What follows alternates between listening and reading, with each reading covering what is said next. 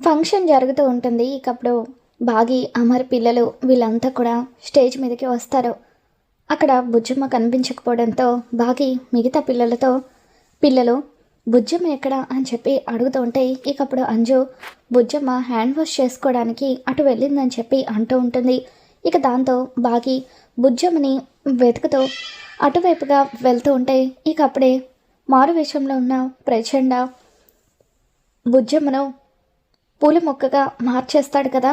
ఆ పూల మొక్కను తీసుకొని అక్కడి నుండి వెళ్ళడానికి ప్రయత్నిస్తూ ఉంటే అటువైపుగా వెళ్తున్న ఒక ఆవిడ అది చూసి, ఏయ్ ఆ పూల మొక్కను ఎటు తీసుకువెళ్తున్నావు, మర్యాదగా ఆ పూల మొక్కను అక్కడ పెట్టేసి వెళ్ళు అని చెప్పి ఆవిడ అంటూ ఉంటే అప్పుడు ప్రచండ పూల మొక్కను అక్కడ పెట్టేస్తాడు.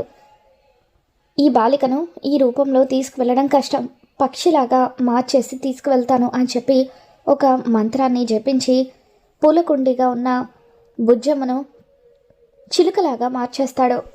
అప్పుడే అటువైపుగా బాగి కూడా వస్తూ ఉంటుంది. మరి బాగి బుజ్జమ్మను ఏ విధంగా కాపాడుకుంటుందో రాబోతున్న ఎపిసోడ్లో తెలుసుకుందాం.